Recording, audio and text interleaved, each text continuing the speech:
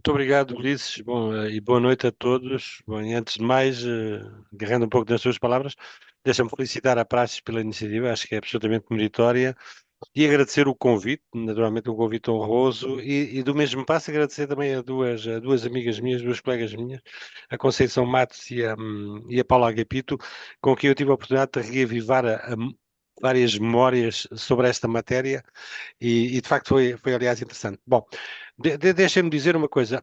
Eu preparei uma bateria de slides, na ordem de uma vintena. Vamos passar estes slides à volta do azul, um pouco como gato por brasas, para nos concentrarmos naquilo que era, digamos, o objetivo essencial deste debate. É evidente que há um ou outro que eu tenho que demorar mais algum bocado, mas no fundo, o que eu queria focar-me era de facto era de facto no- no- nos últimos. É, como sabem, aliás, o Ulisses já o disse, esta de facto é uma área vastíssima e não é em 2 ou 3 horas que esgotemos o tema. Esta é uma questão que nós deveríamos continuar a discutir, porque é uma questão nunca acabada. E vamos ver como ela é nunca acabada. Deixem-me então, com a vossa permissão e com a vossa indulgência e paciência, vamos então passar os slides. A ver se eu consigo. Bom, isto agora não passa. Ora bem, exatamente. O enquadramento, fundamentalmente, digamos, o pretexto, são as três transições. Eu diria que fundamentalmente são as duas que nos ocupam. Uma que é a transição verde, que é a emergência desta transição energética. Nós temos que tomar conta do globo, temos que entregar, digamos, temos que entregar um planeta vivo e tem que haver um compromisso sério com a economia, com uma economia sustentável, com uma economia que seja neutral relativamente, digamos, em matéria de emissão de gases de estufa. Aliás, a COP não vale a pena adiantar. Vocês conhecem, digamos, o que se está a passar na COP e conhecem o drama que está efetivamente a afligir todo o planeta. Aliás, o Acordo de Paris previa que, aliás, toda a gente sabe disto, que efetivamente, digamos, o aquecimento da temperatura média do globo não deveria, aliás, ir para além dos 2 graus e deveria situar-se em 1,5 consistentemente durante alguns anos e já hoje nós atingimos essa temperatura, o que é dramático, mas aliás o que vai também pressionar a emergência, digamos, da ação nesta matéria. E depois temos a transição digital. Bom, temos a transição verde, e eu, aliás, dizia que vai pressionar, obviamente, digamos, uma ação nisto, naturalmente, na área do emprego e da formação. Vão ser criados novos empregos, perfis de novos empregos, e vão exigir novas competências. Isto é indiscutível. Nas mais diferentes áreas, aliás, elas vão exigir, não, elas estão a exigir. Já hoje, nas energias renováveis, nós temos um conjunto de novos empregos e novas competências. A transição digital é um pouco mais do mesmo. A transição digital, diferentemente relativamente, digamos, ao tempo e ao modo, a transição digital, a digitalização da economia está a transformar, digamos, as nossas vidas, as vidas da sociedade, a vida dos trabalhadores, a vida das empresas, e está a pressionar no que diz respeito ao emprego, está a pressionar, digamos assim, uma, uma série de características, designadamente em matéria de condições de trabalho. As condições de trabalho estão a ser pressionadas, a flexibilidade, da maior produtividade. Isto de trabalhar, está, por exemplo, a trabalhar a qualquer momento, em qualquer lugar, começa a ser um paradigma. O exemplo é os nomes digitais, é o teletrabalho que, aliás, na sequência da Covid-19, acabou por ganhar, digamos, outra expressão. Quanto à transição demográfica, também conhecem, portanto, estamos num continente particularmente envelhecido. E Portugal sobressai neste continente, no chamado continente grisalho. Aliás, Portugal, a par da Itália, é o quarto país do mundo com pessoas com 65 e mais anos de idade, e depois, se olharem para as estatísticas da população da ONU, vão verificar que em 2070 2,2 milhões de pessoas terão mais que 65 anos. Serão mais pessoas que aquelas que com 18 anos. E em 2050, as pessoas com 80 anos serão 226 milhões. Portanto, isto levanta aqui uma série de desafios, uma série de problemas que também pressionam o mercado, o mercado de trabalho e pressionam os empregos, porque obviamente, e pressionam a sustentabilidade social e financeira. Já lá vamos. Vamos passar então os tópicos. A intervenção foi construída à volta destes tópicos, de 7 tópicos, não vale a pena perdermos muito tempo, não é tão sistemática, não era tão sistemática quanto eu queria, mas ela no fundo foi construída com um fim utilitário. Oi, isto está a andar para trás. Ora bem, exatamente. Ora bem, depois disto, o que é que eu vos queria mostrar? Relativamente a esta questão, e vamos já começar no livro do sujeito, é este quadro que é tirado do Inquérito Nacional sobre as perspectivas de política educativa, para vos dizer exatamente em que medida é que eh, o- a automatização constitui um risco para determinadas profissões e em que medida é que a inteligência artificial está mais ou menos exposta a determinadas profissões. E o que é que nós verificamos? Se vocês olharem para o gráfico, o que verificamos deste inquérito, que é um inquérito da OCDE de 2023, aliás, retirado das perspectivas de emprego também da OCDE, 2023. O que é que nós verificamos? Verificamos que efetivamente há um conjunto de setores, que são estes que estão aqui com as barras à amarela, em que estão muito expostos ao risco da automatização. Porquê?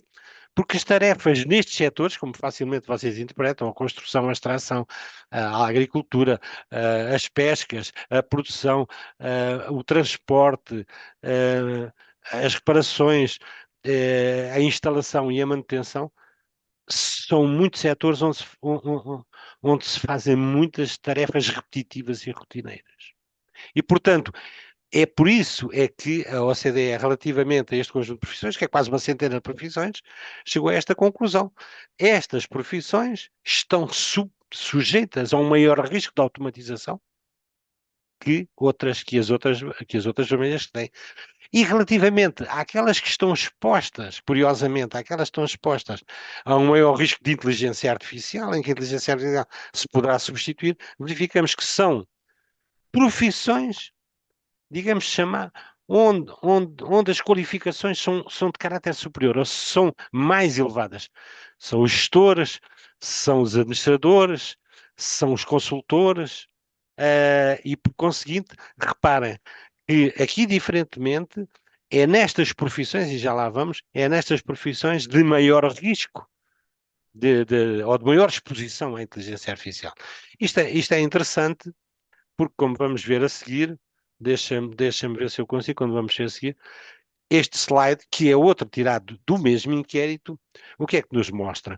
Mostra-nos, digamos, a percepção que a maioria dos ministros da educação da OCDE tem relativamente à importância das transições na política para a política educativa de 2024. Isto é, quais são as grandes tendências para construir, digamos assim, ou para pensar a política educativa dos países. E logo o que é que nós vemos? As nossas 3 transições estão ali. A digitalização, a transição climática e, e as alterações, o envelhecimento demográfico, a transição demográfica. E este é também, digamos, um slide para verem exatamente esta percepção. Vamos ver agora um outro que Só, resulta das. só uma nota, tens 10 minutos. Desculpa, das perspectivas económicas e que, no fundo, o que é que nos diz? O efeito da inteligência artificial potencia o desempenho em determinadas profissões, desde logo na programação, na escrita geral, por exemplo, nos jornalistas, na consulta. Reparem, na programação é uma coisa, aliás, espantosa, porque aqui há uns anos andava tudo à procura de programadores. E hoje os programadores correm o risco de serem substituídos pela inteligência artificial com vantagem. Vamos passar à frente e destacar também do CDFOP três questões que me parecem muito importantes.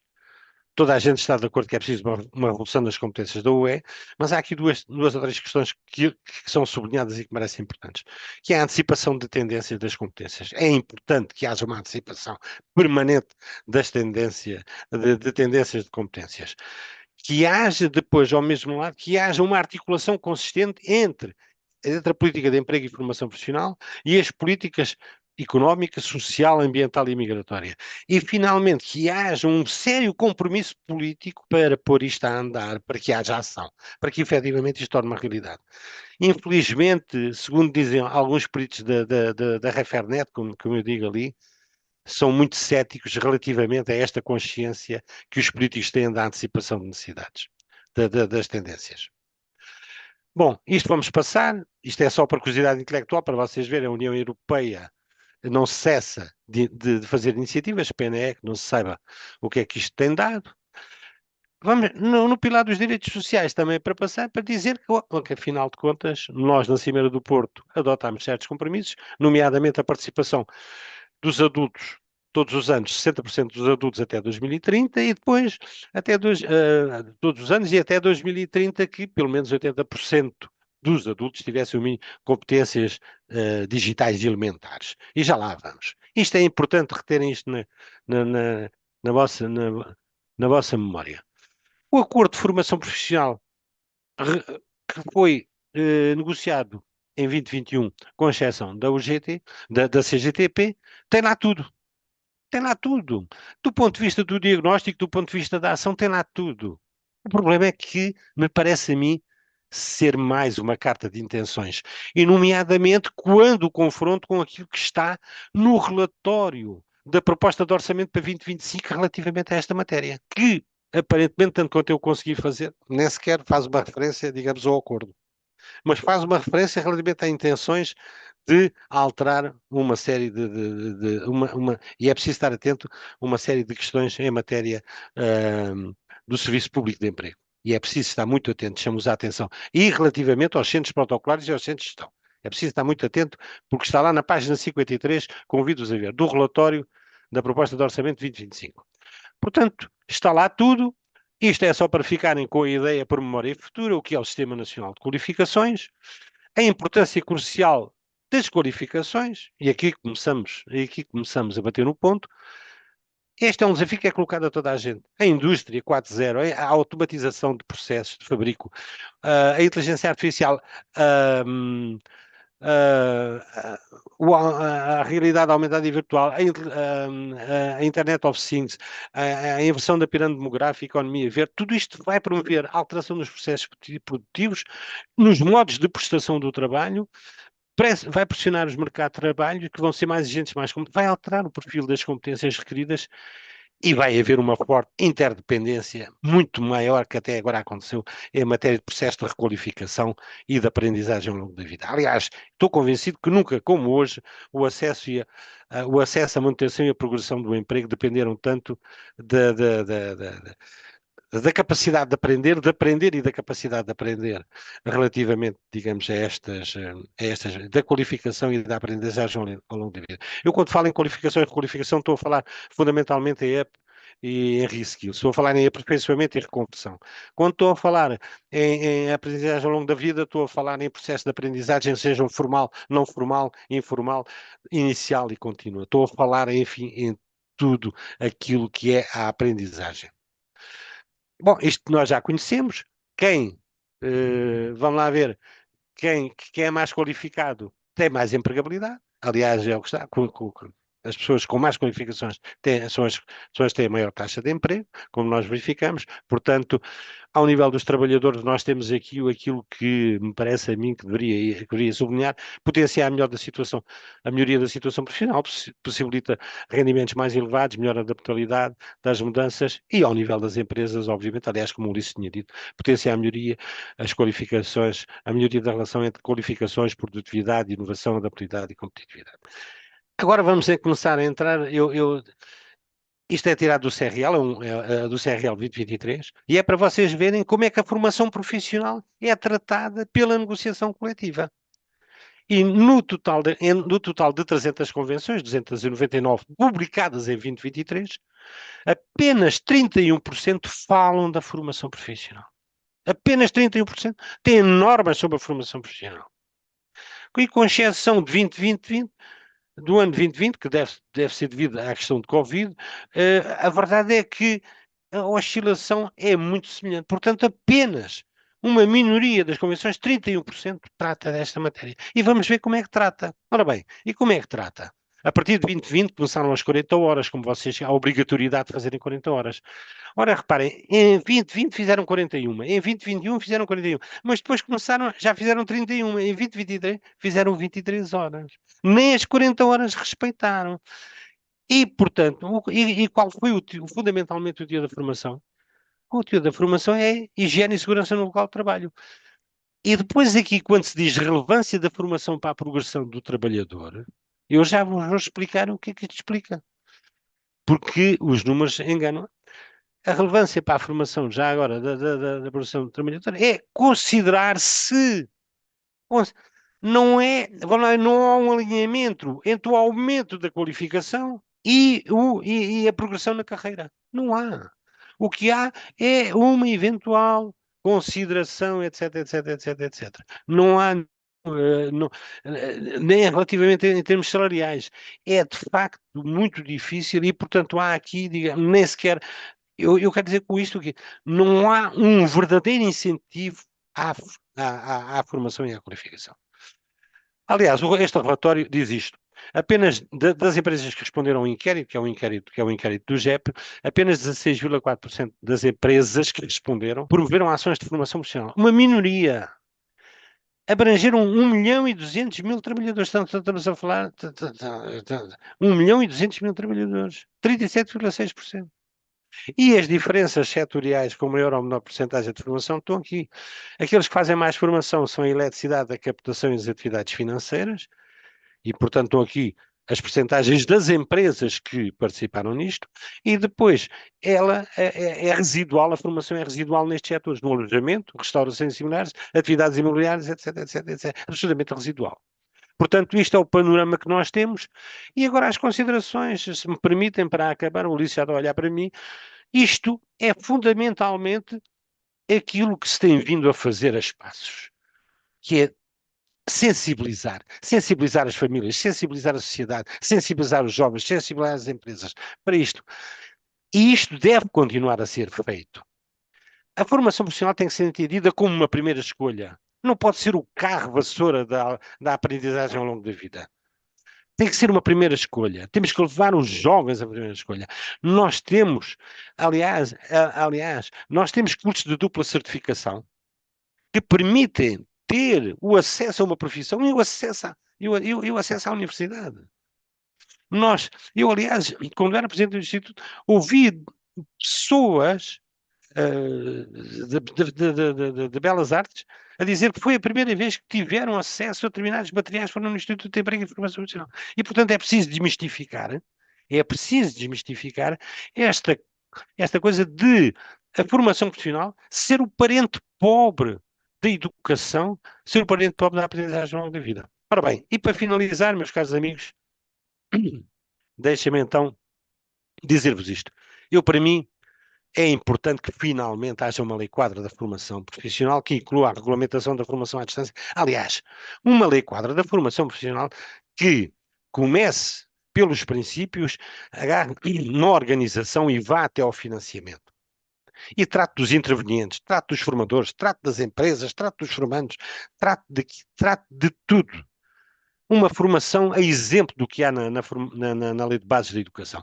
Parece-me que é fundamental. Eu, aliás, devo-vos dizer uma coisa que disse ao Ulisses, aliás, não tinha. Eu fui verificar quantos diplomas é que haviam em matéria de formação profissional. E fui à DGERT, ao site da DGERT. E vocês podem lá ir. Ontem à noite, se não me enganei, contei, e não estão lá todos, contei 59 diplomas, entre decretos-leis, portarias, despachos, etc, etc, etc, etc. 59 diplomas. fora diplomas que lá não estão, fora os diplomas de financiamento, etc, etc. Portanto, era importante ter isto por uma questão de transparência, por uma questão de eficácia e por uma questão de tornar, digamos, atrativo o sistema. Era importante que as pessoas soubessem as regras com que se cosem.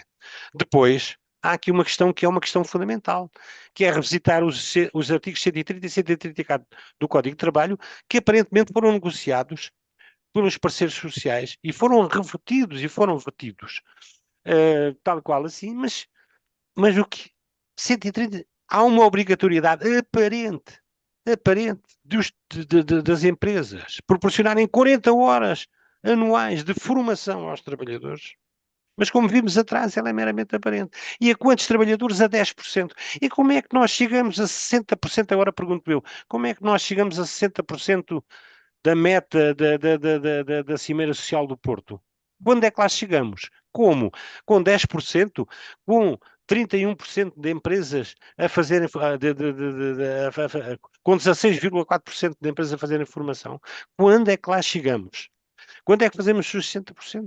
Bom, e portanto, para mim é importante que estes artigos 130 e 134 do Código de Trabalho possam ser revistos, possam ser revisitados e possam ser definidos um verdadeiro direito subjetivo à formação, um direito de cada trabalhador à formação inicial e à formação contínua, e que este direito seja inalienável. Porque o que está lá agora é disso: os trabalhadores não fizerem a formação, serão compensados quando saírem da empresa monetariamente. Ora bem, nunca lá chegaremos. E isto, meus caros amigos, do meu ponto de vista, é absolutamente inconsistente com o facto de a formação técnica e profissional ser um direito fundamental consagrado na Declaração Universal dos Direitos do Homem, artigo 26, artigo 26º, está lá, desde 1946, e é um direito fundamental consagrado na Carta dos Direitos Fundamentais da União Europeia, que tem o mesmo valor que os tratados. Artigo 14º. Isto é absolutamente consistente. E eu acho que, efetivamente, deveríamos começar por aqui e rever. E, finalmente, reforçar o papel da negociação coletiva na previsão, na promoção e na realização do direito à formação profissional, bem como na valorização profissional. Enquanto na negociação coletiva se continuar a pôr em normas, a copiar o que está no Código do Trabalho, que é ipsis verbis, a pôr as formações que estão no Código de Trabalho, que são línguas, higiene e segurança do trabalho, mais duas ou três coisas, eh, digamos, as normas que estão nas convenções coletivas são praticamente, digamos assim, retiradas, copy-paste do código. E isto deveria ser alterado. É evidente que eu bem sei que a maior parte das convenções coletivas que ali estão são acordos de empresa, feitos um pouco à medida, e eu compreendo, tendo em conta a dimensão das empresas. Mas até a própria consideração de uma norma ao nível setorial, para uniformizar esta questão, deveria ser considerada. Deveria ser reforçado os artigos 130 e 134. A negociação coletiva deveria sublinhar, digamos, ao nível setorial esta matéria como importante, e depois ao nível dos acordos de empresa, eu admito que efetivamente em função daquilo que é o perfil que é o perfil que é o perfil das nossas empresas, que é a dimensão das nossas empresas, admito que efetivamente possam aqui ser variações. Agora, o que me parece é que não se vai a lado nenhum se efetivamente não se continuar a estimular e a fazer a formação. Eu já não digo que haja uma licença sabática como os professores têm na faculdade, mas que haja pelo menos um reforço da obrigatoriedade de fazerem formação para os trabalhadores das empresas e que nós chegamos ao ponto onde estamos. Eu gostava, aliás, de chegar a 2030 e perceber que Portugal tinha atingido efetivamente os 60% de participação dos trabalhadores adultos em formação, e gostava que efetivamente também chegássemos aos 80% de trabalhadores adultos com competências básicas digitais. Estou convencido que não chegaremos. Peço desculpas, já me alonguei com certeza, Não, e muito tá bom. obrigado pela vossa paciência em me ouvir. E agora estou à vossa disposição.